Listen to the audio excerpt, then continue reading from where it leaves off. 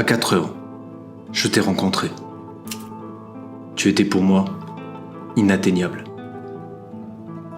Moi qui pensais venir du sud, j'ai appris à être du nord.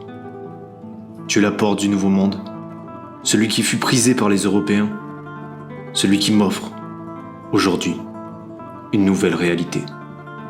Tu es la porte de mon périple. Et même si quand on parle de toi, tu nous effraies, je garde en moi des odeurs, des visages, des couleurs, des sourires, pour mieux rêver. Buenos Aires fut pour moi une première rencontre avec le nouveau monde. Des paysans, mais pas trop. J'étais comme chez moi sans vraiment l'être. Un Européen parmi d'autres visages européens, avec des coutumes étrangères, mais finalement pas si éloignées des miennes. Je m'habitue à la ville. Je profite des rencontres que j'ai faites ici. Et je réalise que le plus difficile va être de profiter de l'instant présent, tout en pensant en permanence à la suite.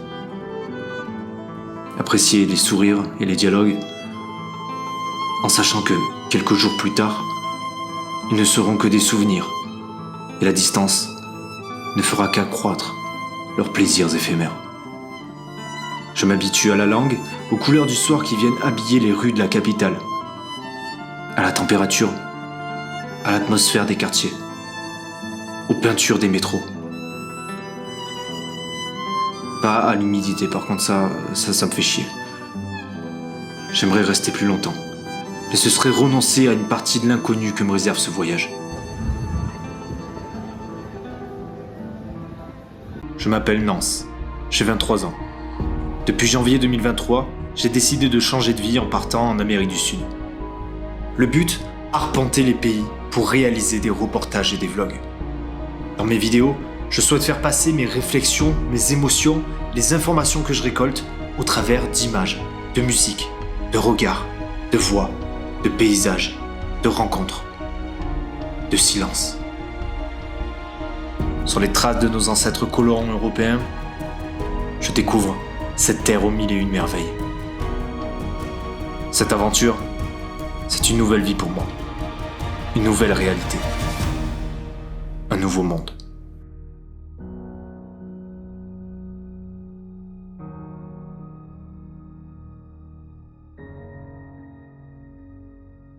Bon alors ce matin j'ai bossé toute la matinée.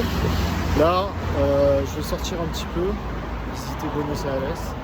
Donc j'ai beaucoup avancé ce matin, j'ai réussi à avoir des contacts sur ma prochaine destination. Donc ça avance, j'ai même pu commencer le montage, je suis content parce que là je filme à l'iPhone et en fait il y a plutôt des bonnes images. Juste ça tremble un peu là parce que je le tiens à la main. Mais en fait je ne vais pas sortir ma caméra tant que je suis à Buenos Aires parce qu'on m'a dit fais gaffe, ne te fais pas passer pour un touriste sinon tu peux vite te faire voler ou des trucs comme ça. Donc je prends pas de risque, là très bonne qualité donc je vais rester sur ça pour l'instant. Et puis la caméra on la sortira sur les prochaines destinations, dans les villes où ça craint un petit peu moins. Palermo abrite de nombreux parcs. Il y a le parc 13 de Febrero, dans lequel vous pourrez courir, faire du vélo, vous reposer au bord de l'eau. Et surtout, autour, il y a plus d'une vingtaine de places qui sont toutes collées et qui sont en fait des extensions du parc qui s'étendent sur 5 km. Et si je rajoute les parcs sur la Costanera, on peut marcher 10 km dans Buenos Aires sans quitter le parc. Pourquoi c'est pas un seul et même parc ? Parce qu'il y a des routes qui traversent et chaque fois qu'une route traverse, on considère qu'une nouvelle place commence. Mais l'ensemble s'appelle Los Bosques de Palermo et occupe plus de 25 hectares dans la capitale. Donc tout l'espace vert se tient, mais est scindé par des routes. Aujourd'hui j'ai décidé d'aller me balader dans un parc et l'air est bon, il fait très humide. L'Ecoparque, ou ex-zoo de Buenos Aires, a été créé en 1875, sous la présidence de Domingo Sarmiento. Au départ, c'était un zoo destiné à l'étude des espèces sauvages. Mais face à la popularité grandissante du parc, l'intendance du zoo plaçait de plus en plus d'animaux en captivité. Ce qui attirait de plus en plus de visiteurs. Promenades à poney, à chameau et même à éléphant étaient proposées à la vente. Une vraie manne financière qui fait l'objet de convoitises d'entreprises. En 1991, le zoo est privatisé. L'étude et la conservation des animaux est reléguée au second plan pour laisser place au divertissement. Tout cela a un coût. Et ce n'est pas les entreprises privées qui vont le payer. Non. Elles gagnent beaucoup. Ce coût, ce sont les animaux qui payent. En 2012, Winner, un ours polaire, meurt de la canicule que connaît la ville. En 2015, un girafon de 15 jours décède à cause d'une carence de soins. Des protestations contre le traitement infligé aux animaux sont portées par les associations. Les employés témoignent, accusent le manque d'attention porté aux animaux et mettent en cause la vétusté des infrastructures. Face à la pression, le maire de Buenos Aires, Horacio Larreta, met un terme à la gestion du zoo par des entreprises privées et nationalise l'espace. En 2016, le zoo ferme pour devenir un écoparc. 1500 animaux sauvages sont replacés dans leur habitat naturel.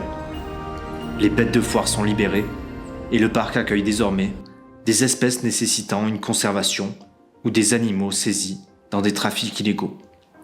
Parmi elles, les capucins noirs, objets de trafic pour servir d'animaux de compagnie ou de viande. Là, je suis dans un parc au centre de Buenos Aires et ça me fait rire parce qu'il y a des Mala Patagonica, une sorte de petits des animaux un peu bizarres qui viennent de Patagonie du coup, et ils sont en liberté dans le parc. On les voit marcher sur les sentiers et tout, ils marchent à côté de toi. Et ça me fait rire parce que tu mets ça en France, déjà t'as tout le monde qui est dans l'herbe là, et surtout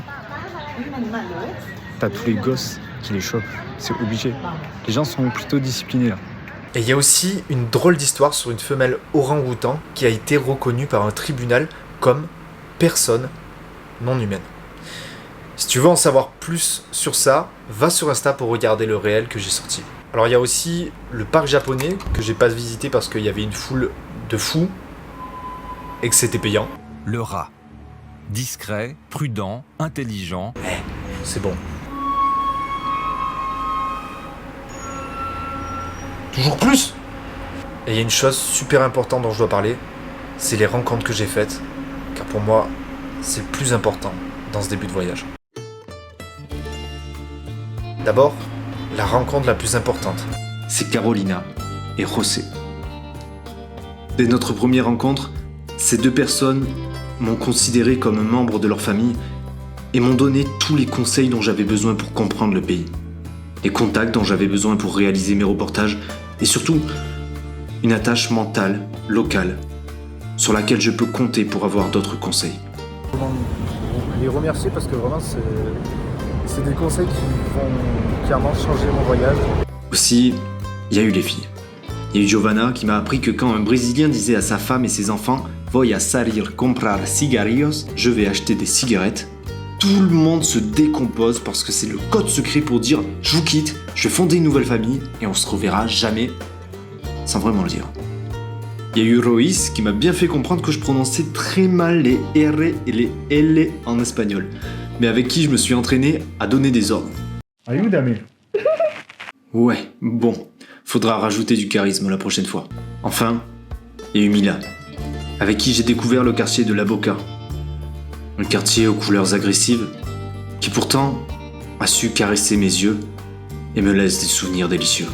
Au bout du Caminito, trône la Bombonera, le stade du club de la Boca Junior, qui fut tout simplement le berceau de Maradona. Maradona, tiens tiens. Je vais casser la légende, savez-vous ce que les Argentins surnomment Maradona? Le football?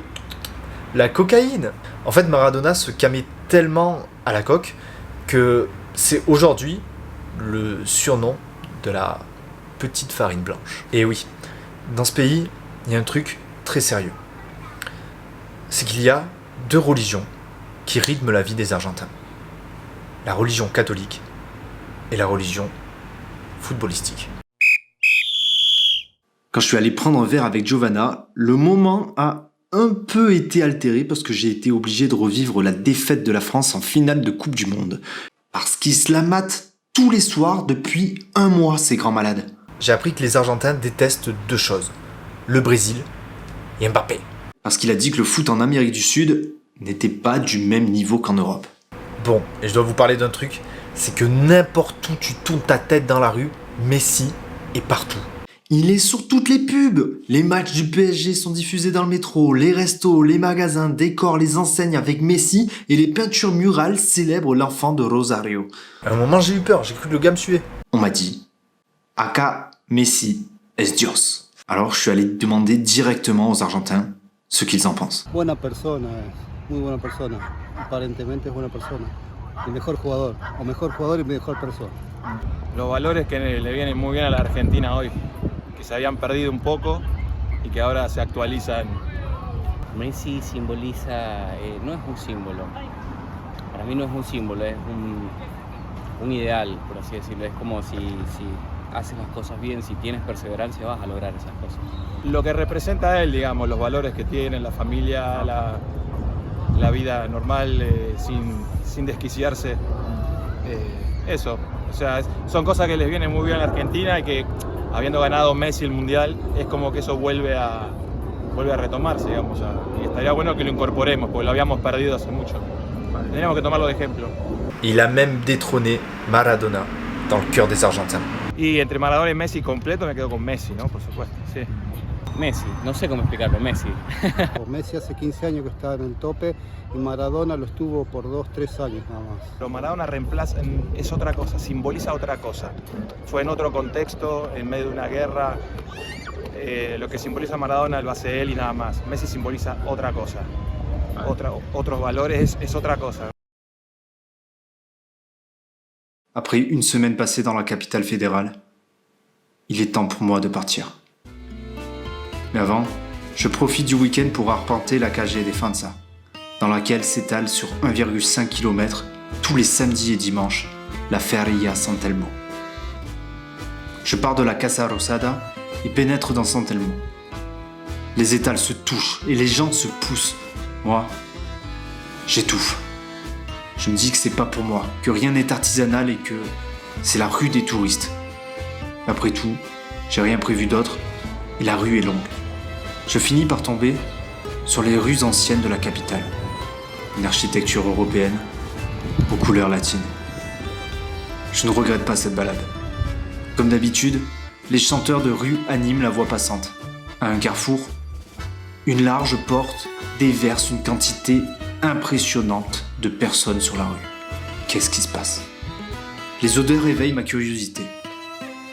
J'entre et je déboule sur un marché couvert, effervescent. Les vendeurs ambulants me proposent leurs chaussettes. Les divers restaurants font frire leurs empanadas. Les gens parlent, s'assoient au comptoir et dégustent les mets du pays. On peut aussi voir des danseurs de tango et de vieilles voitures au moins cinquantenaires qui roulent encore. Ou des artisans qui travaillent le métal pour décorer les calebasses et les bombillas avec lesquels les Argentins s'abreuvent de maté. En poursuivant ma route, je pénètre dans la Casa Ezeiza, une vieille maison accaparée par divers commerces, restaurants et bars qui redonnent vie au lieu et entretiennent le charme de ce passage. Non loin, la Plaza Dorrego abrite un marché.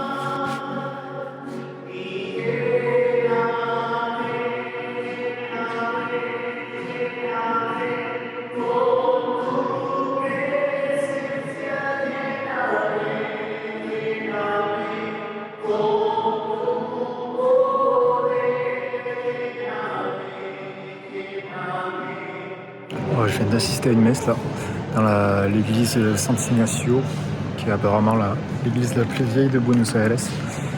Je passais à côté, je me suis dit, j'entendais des chants, je me suis dit je vais rentrer. Et j'ai vécu un moment hyper émouvant.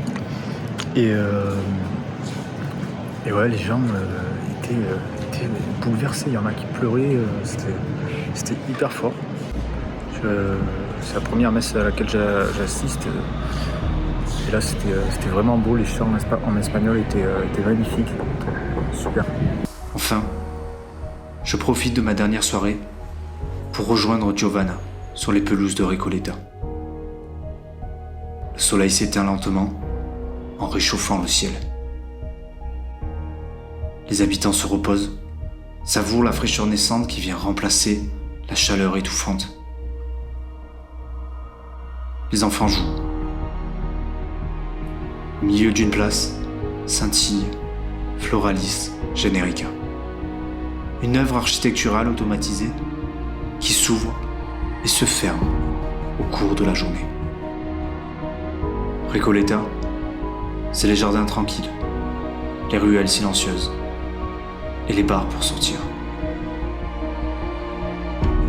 Buenos Aires, ma belle. Tu as encore tant à me montrer. Et si sur certains aspects tu es frais, je comprends pourquoi tant de personnes vivent à tes côtés. Je devais te dire adieu. Accepte mon au revoir. Un jour je reviendrai. Pour une dernière fois. Te voir.